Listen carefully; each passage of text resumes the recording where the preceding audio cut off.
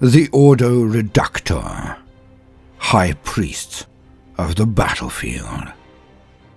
Welcome, gentle listener, I am Baldermort, your faithful servant, and I wish to introduce you to the forces, factions, and faces of the Warhammer 40k setting.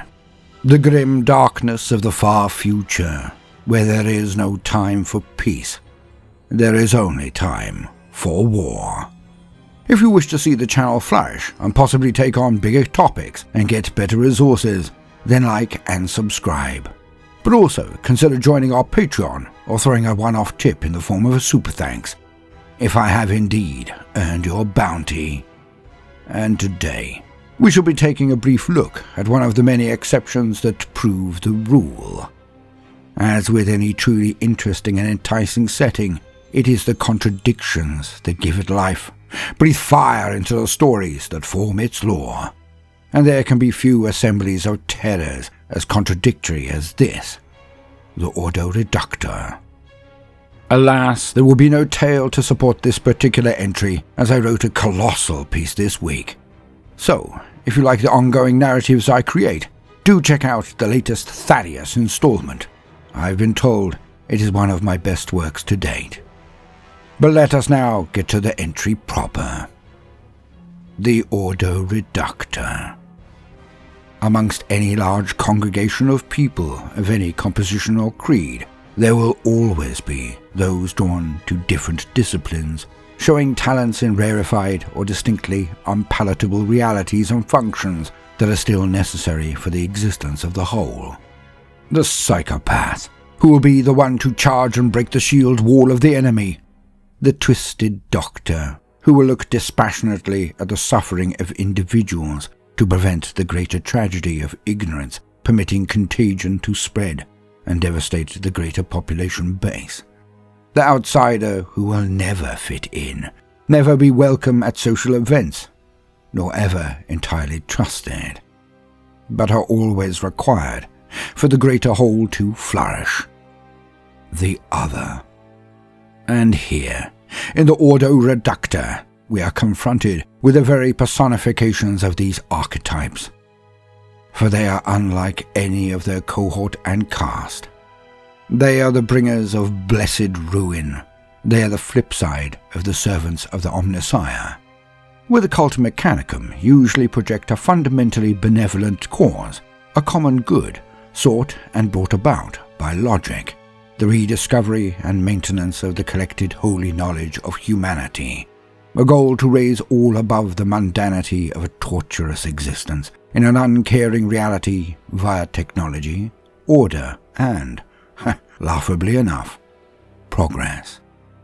The flesh may be weak, but the genius of our kind, humanity, is what they all believe is the key to our future. The Mechanicum, and later Adeptus Mechanicus, see themselves as intrinsically good, but transcending the puerile morality of most baseline humans. With them, the ends most definitely justify any means employed, no matter how cruel. Their cold logic balances the harshness of existence into binaric computations of survival. If X is sacrificed, then Y amounts of people will survive. There is no soul to any of these calculations, nothing that we would consider humane. When the Mechanicum or later Mechanicus go to war, the battlefield and its assets are construed and interpreted with the dispassion of a grand master of chess. Knights, bishops, and rooks will be sacrificed for mere position, let alone the foot soldiery that make up the pawns. They go into any conflict with a firm goal and parameters that will show their progress towards either victory or defeat. Cold, hard logic. Yet amongst even the tech priests of Mars and all of their fiefdoms across the galaxy, there will always be those aforementioned others. Those who do not just see the numbers, but can implicitly sense and manipulate the structures behind them. The savants that are not just mathematicians, but true artists. Those with a genius at the art of war. And they were collected, volunteering or being forced, into the ranks of the Ordo Reductor. These warrior sages were the embodiment of the Omnissiah's aspect of breaker and maker, bringer of oblivion. They are the true warrior caste of the cult Mechanicum. And they were not merely butchers, did not waste their resources or assets in trivialities or illogical rage or retribution. They are the scalpel that supplements the hammer that is the Tagmata, composed of the Legio Cybernetica or Collegia Titanica. They are warrior priests to match the warrior poets of the Custodes and what the Primarchs should have become. They were not just generals. They are virtuosos of the battlefield, masters of war. The cult Mechanicum had to fight nearly as hard against the horrors of Old Night to regain control and bring unity to Mars. On its surface were near as many techno-barbarian warlords as there were ever on Holy Terra. Nor to ignore the ancient horrors of abominable intelligences and other leftovers of the Dark Age of technology.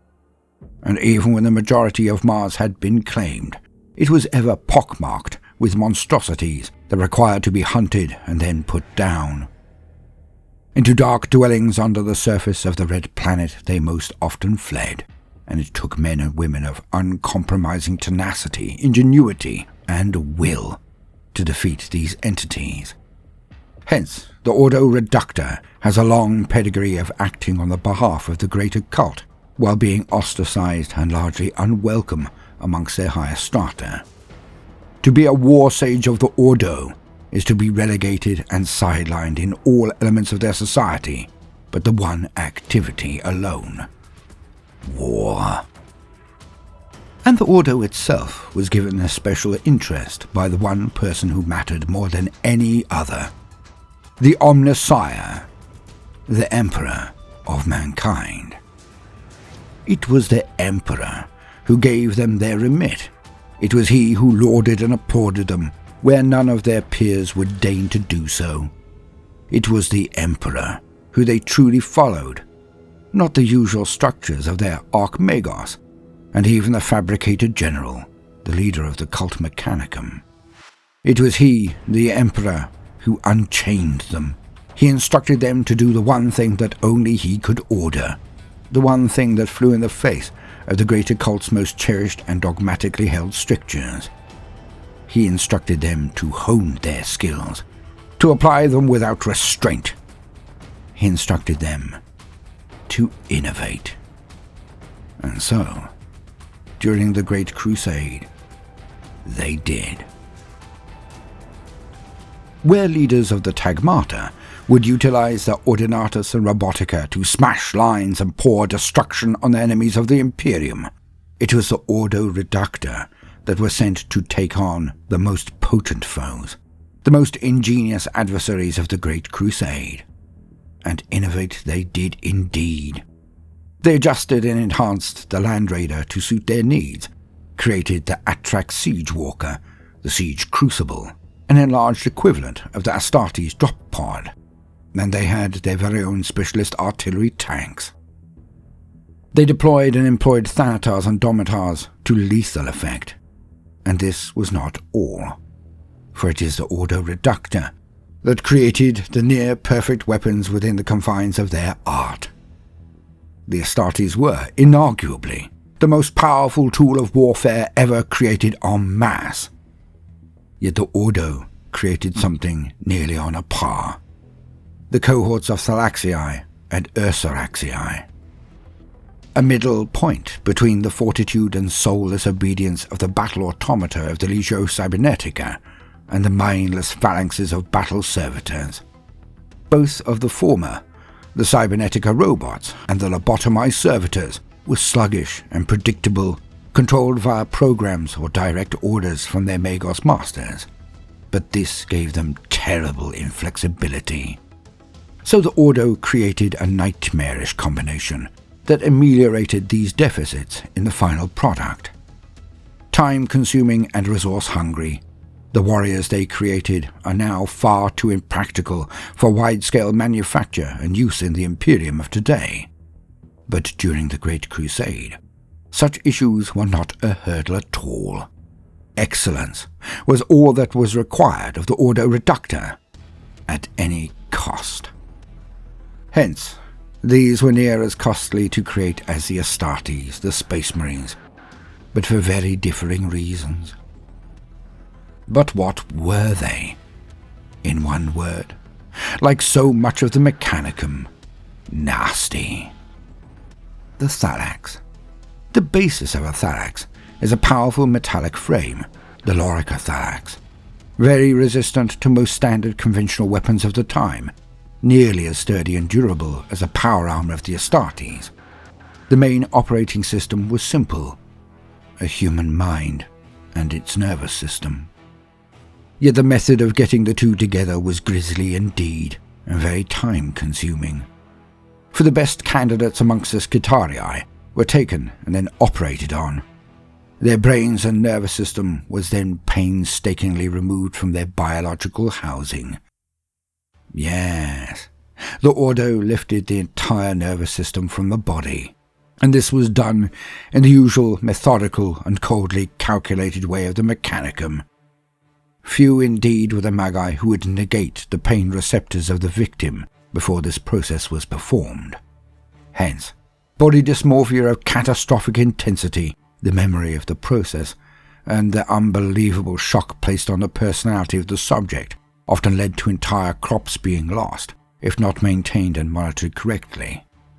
Self-deletion being the most common of losses, of course. Yet, if a Thallax was stabilized, then the resultant monstrosity was a thing of undiluted martial excellence. The body of a robot, but the reflexes and independence of a man. And because their chassis was so durable, so little flesh or sinew remaining, the weaponry they could carry into battle was extreme. Lightning guns, photon thrusters, multi-lasers, and, of course, Irad cleansers. Some weaponry even the cursed legion troops of the destroyers could not or would not deploy. The Ursarax cohorts, formed in a very similar way, were equally equipped with lightning claws or even thunderhammers, but Thallax and Ursarax were both equipped with jump packs, making them durable, versatile, and able to swiftly redeploy or counterattack at the very drop of a hat. If it were not for the ubiquitous Space Marines, they would undoubtedly be the most dangerous shock troops of the Great Crusade.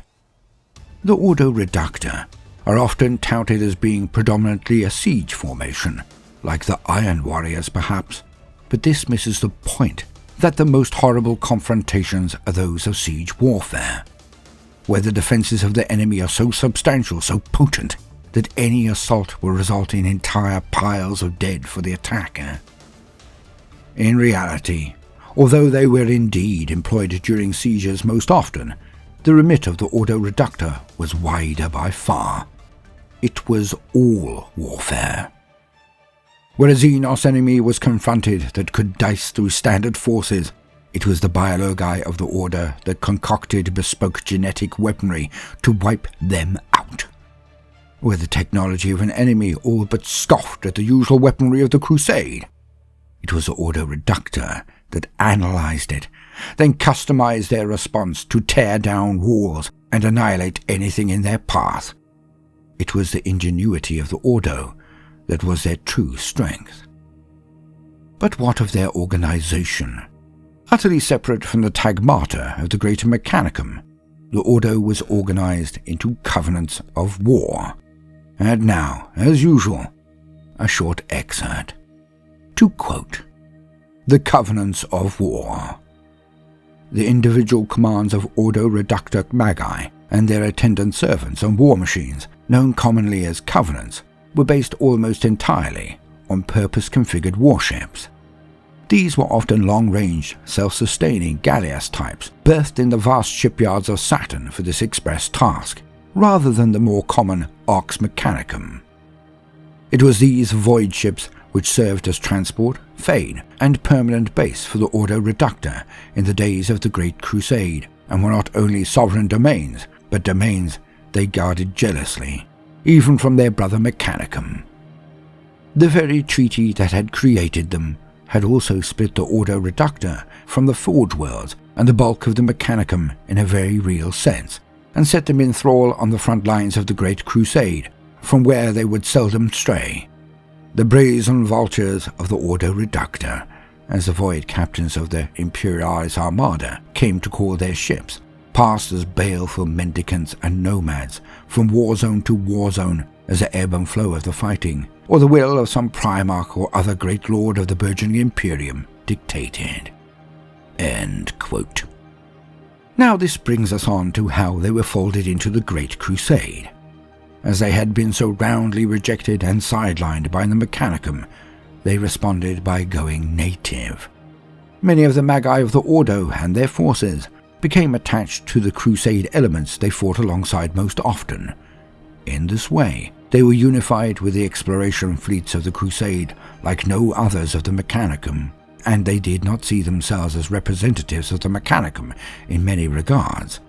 Their mandate had come directly from the Omnissiah, the Emperor, and it was a kinship with the Astartes they felt most keenly. Were they not both warriors of the Emperor?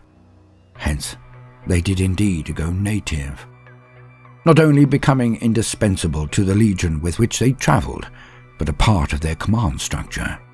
No, Ordo members would not order Astartes, but they would be so connected to them that they would often take on the heraldic markings of their allies, far more than even the solar auxilia that travelled alongside the Space Marine legions, and they gained far more respect, for they were so alike. A Primarch or even a high-ranking Space Marine required to be a strategist, tactician and combatant of superlative skill to maintain their position, if not to gain it in the first place. So, the Magi of the Ordo were amongst kindred spirits, as much as that particular coin of phrase might make them blanch. Both they and the Astartes excelled in the one domain above all others: war. Now some might think that this made their choice of loyalty during the Horus Heresy to be obvious. Surely, they would do as the greater Mechanicum had done, and either been split down the middle or go over to the War Master. The allure was real. To act without constraint, to be freed of the fetters placed upon them like chains via the Treaty of Olympus Mons, the Treaty of Mars. The Fabricator General himself went over to Horus, mostly due to this, and he took perhaps the larger part of the Mechanicum with him, most assuredly on Mars itself. Forge worlds across the galaxy clove unto their liege lord, the Fabricator General, or the living embodiment of their god, the Omnissiah, the Emperor. Some decided their loyalties by observing the decisions of their competitors, using the division to permit them to settle old scores or new ones with rival forge worlds. Not so the Ordo Reductor. Some simply threw down their tools and walked off into obscurity, or so it is said. Others simply did not have the same drivers, nor did they suffer the same constraints as the greater Mechanicum. The Omnissiah had given them the mandate to wage war with whatever was required. They did not think of him as a tyrant, but a facilitator of their urges, a master who would not only respect their skills, where all others did not, but a lord who understood them. Yet there was also one other element that none but a true Magos of the Ordo Reductor could possibly predict. The final tipping point came from many Ordo members in the one simple calculation: which side would be the most challenging to face? As with all truly motivated, driven and inspired leaders, the challenge was all. Some of them estimated the forces of the Loyalists would be the greater threat. Some few merely marched with the allies that they had become so close with over the 2 centuries of the Great Crusade, seeing no reason to end their relationship. The target of their skills had simply changed. Yet there was a large tranche of the Ordo Reductor who looked at the forces arrayed, the position, supply, resources and leadership of the 2 sides in the war, and they came to the conclusion that the forces of Horus and his traitor legions were far more potent. and they acted contrary to their Magos brothers of the Mechanicum Tagmarters. They did not choose with any concern of morality, righteousness of cause, nor political implications, or even outcomes for the human race. No, they actively turned on Horus and his overwhelming might, in the knowledge that this would be the greatest struggle they would ever face. They chose to fight against the War Master, as he looked like he had every advantage. And thus, a large group of the Ordo Reductor chose war. They were at the drop site massacre, predominantly in the first wave of loyalists, and they matched themselves against the traitor legions for the entirety of that great conflagration. And some might think, well, we do not see the Thallax or Ursarax anymore, not in the grim darkness of the far future. So, surely, the Ordo is gone, either wiped out in the last battles of the Heresy or the Scouring, surely. Or so, as the age of reconstruction followed the Horus Heresy, that the political and ethical tides had changed. The emphasis was now on regrowth, repair, and the destruction wrought by the Ordo was no longer necessary. That they were either absorbed back into the wider Mechanicum, or hunted to extinction. But this may not be the case. Although all of the above may be true, the need for their particular skills, the existence of those who are outside of the norm, clearly still exists. Although they may not be heralded, nor advertised as an Ordo itself, many suspect, if not outright know, that they have merely gone underground. That they are now more of a secret society of like-minded magi, who still hold to the goals and specializations that gave birth to them in ages past. They are secret members of the legendary Ordo Reductor, and they have been seen acting during the Achilles Crusade, and even stood on the walls of Cadia when it was assailed by Abaddon the Despoiler in his dreaded 13th Black Crusade. They are suspected to have taken part in some of the most brutal confrontations of the last 10,000 years, where true masters of the art of war were acquired, so they came to fill the role. So, gentle listener, never underestimate the forces of the Adeptus Mechanicus. Never pass them off as simple obstacles easily defeated on the battlefield if you just apply enough pressure or resources. For amongst their number, hidden from all, sometimes even from their own, there may be a member of the Ordo Reductor, a true sage of warcraft.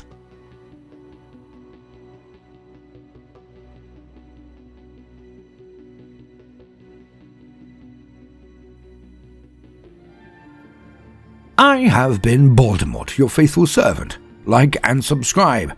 Tip if I have earned your bounty, and do check out the video description for other entertainment opportunities.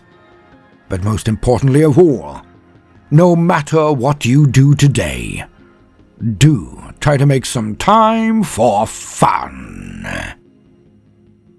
Toodaloo.